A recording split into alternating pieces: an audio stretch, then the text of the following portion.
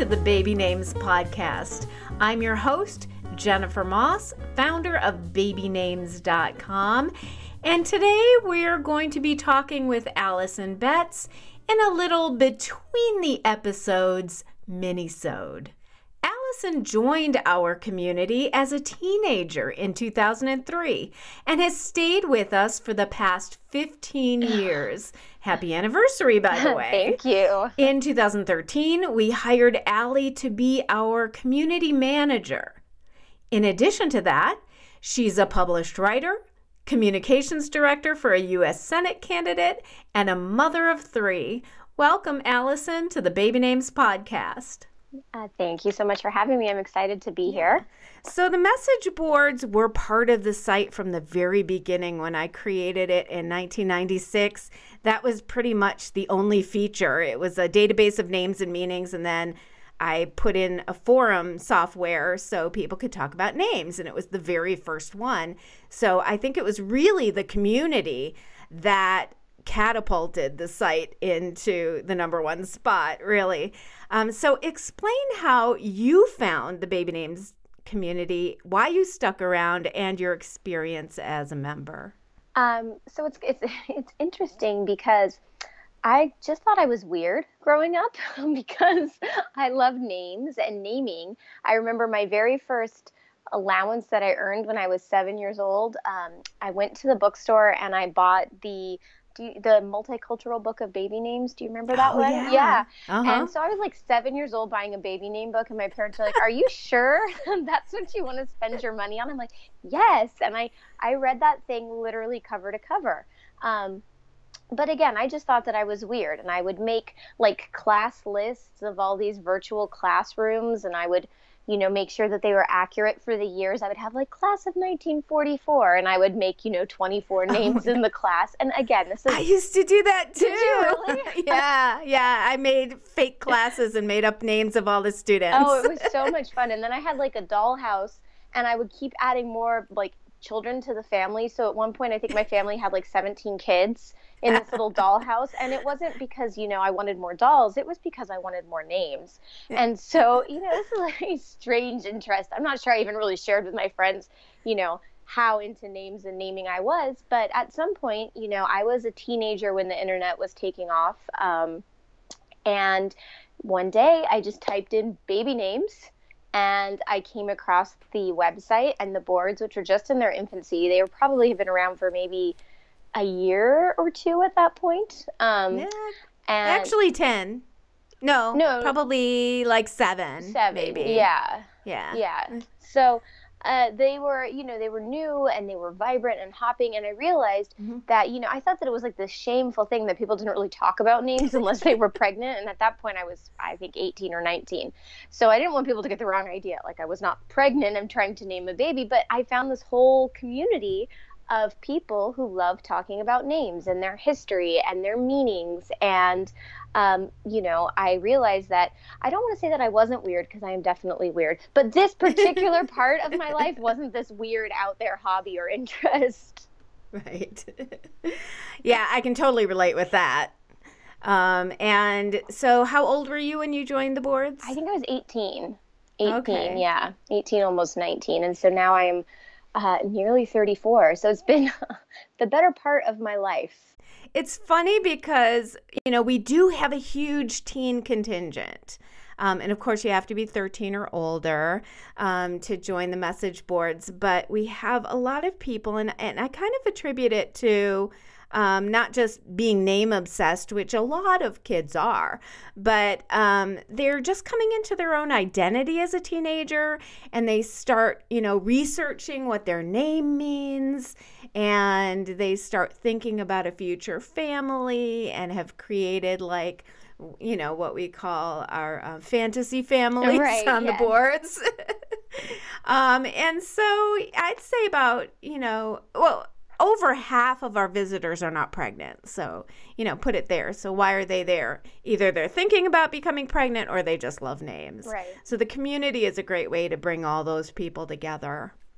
Yeah, it is. And it is so fascinating how, it endures, because people are still drawn to that, the interesting, and like you said, there are people, we've had everybody from scholars who literally spend their whole lives researching names, naming traditions on a scholarly level. And then, like you said, people who just like names for fun, or because they want to have a name for characters in a book, or various reasons. So it's really right. It's really a lot of writers are on there too. Yeah.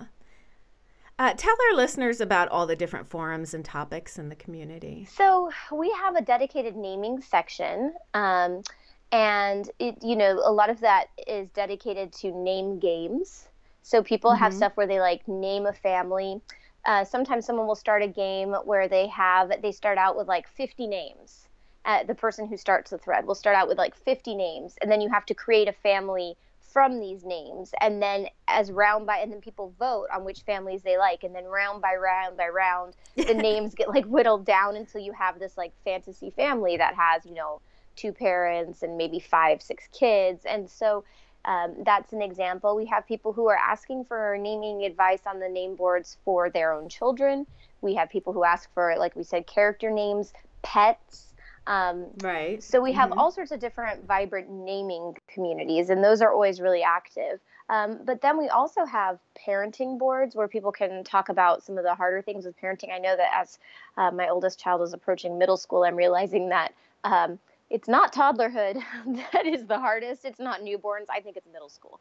But ask me again when he's a teenager. So the really, kind of the wonderful thing about that is a lot of these people my kids have literally grown up with their kids in a virtual manner. So these are other parents who are also dealing with, hormones and puberty and everything. So we have those parenting boards for stuff like that. We have pregnancy boards where people can ask, hey, is it normal that X, Y, and Z is happening? Stuff that you might not want to like ask your friends in real life over coffee. You can ask it there, and no one's going to judge you or think that you're weird, because everyone's been there.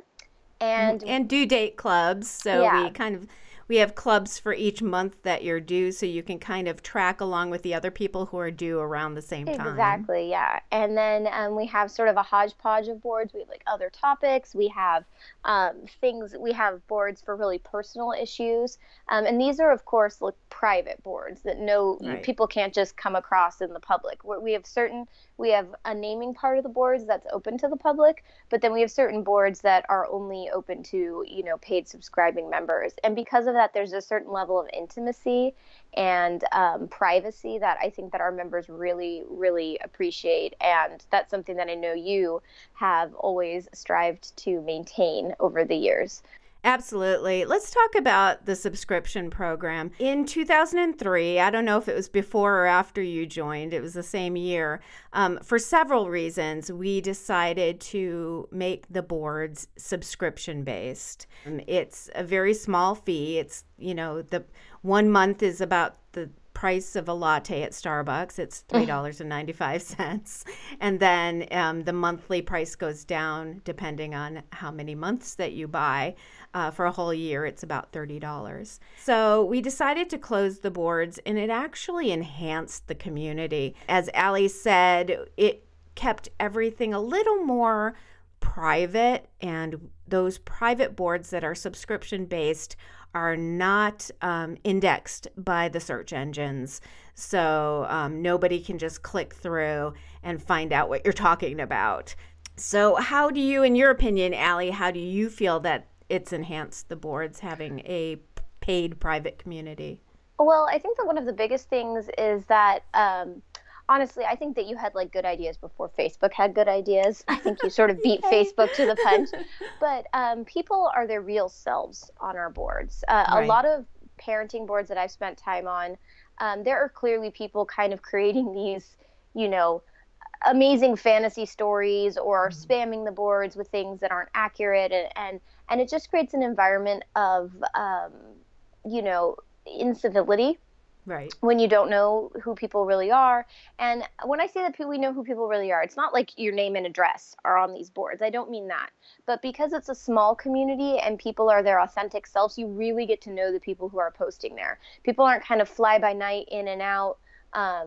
It because it is a small community, I can truly say that many of these women are my friends. Yes. They're not just people on a message board. I've met many of them, many of them in real life.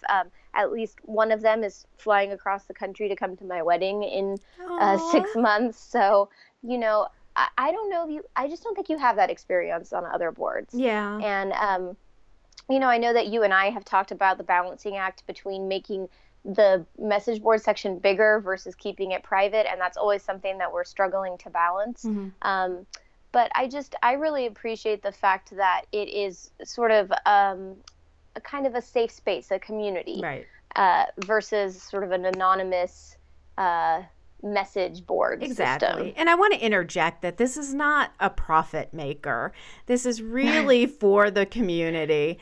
It's not a huge revenue stream for babynames.com. It's just a way to manage the community, make everybody real. If you have to put your actual name into a purchase form, then in that respect, babynames.com as a company knows who you really are. Right. And people just feel more responsible for what they post when they know that they're not anonymous. Yes, absolutely. And we've had, and then the other thing is that that we haven't touched on is that we have a certain amount of community standards and guidelines right, that we expect our members to adhere to. And honestly, for the most part, the advisors and I don't have to police it very much at all.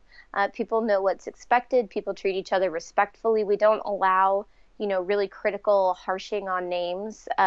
That's one of the things, I can imagine my kids have pretty generic, safe names. So although I suppose that they could be made fun of for being generic and safe. Right.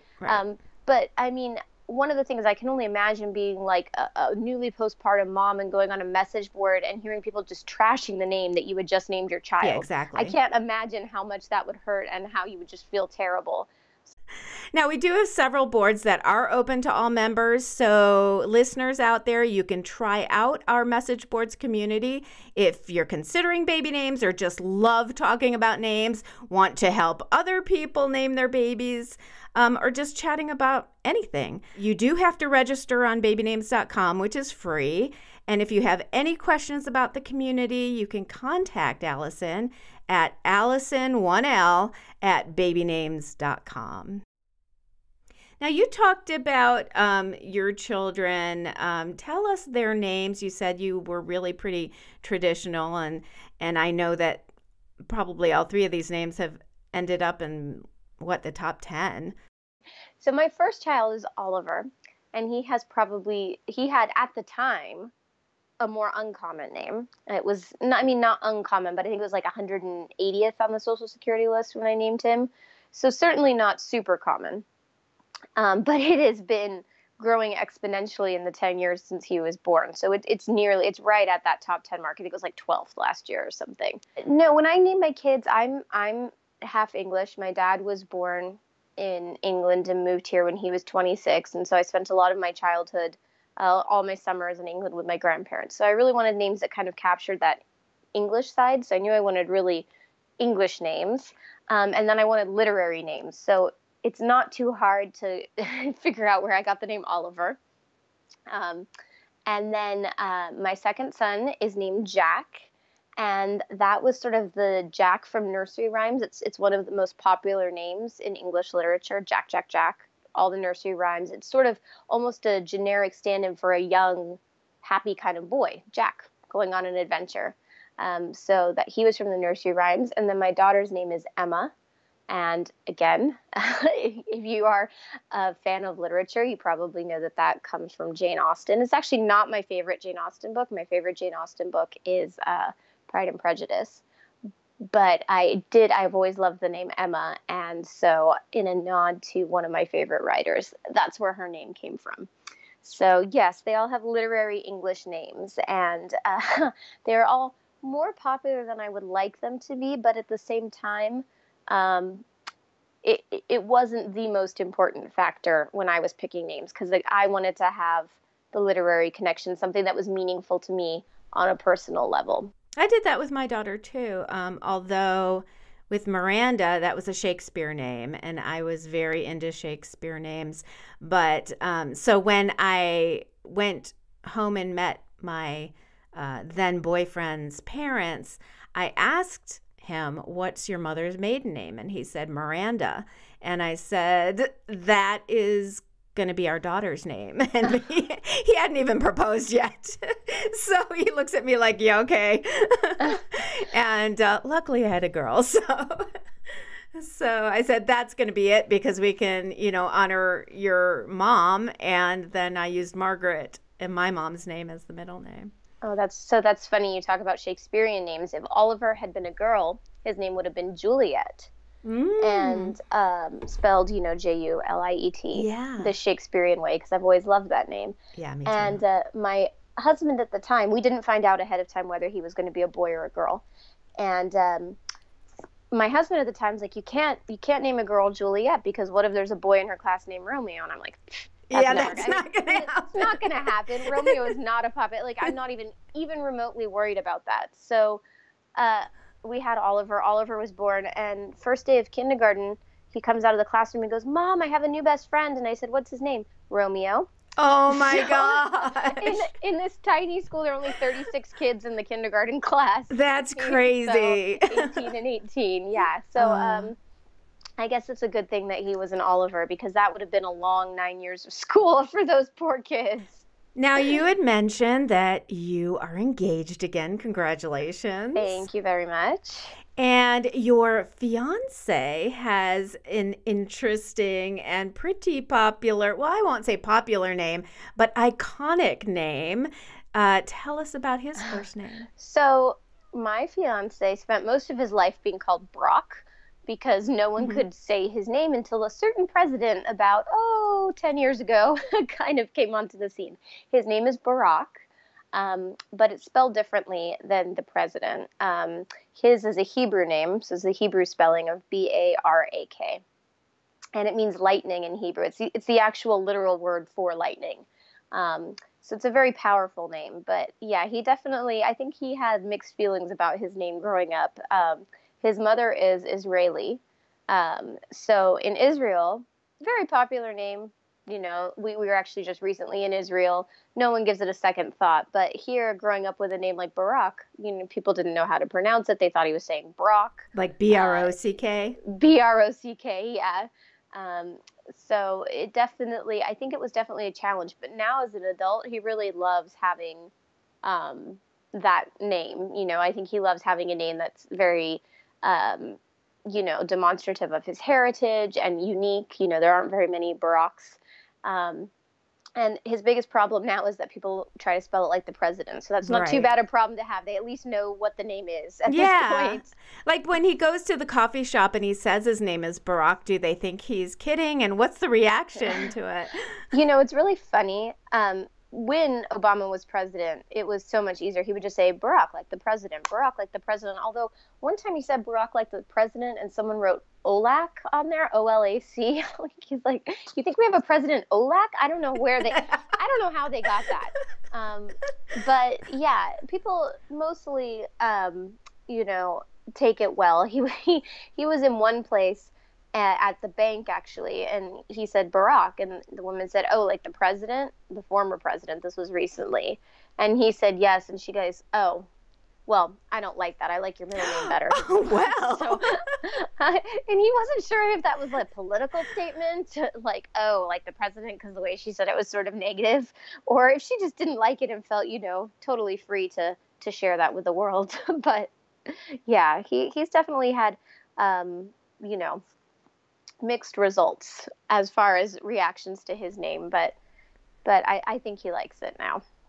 Well, I wish you guys all the best, and I want to thank you for joining us on the podcast. This has been a lovely conversation. Thank you so much. Yeah, for all of you listening, Alison's screen name on the message boards is Sunflower, and she will have a big badge next to it indicating that she's the bigwig. So if you have any questions, again, you can contact her. Thank you so much. This is Jennifer Moss, and you've been listening to the Baby Names Podcast.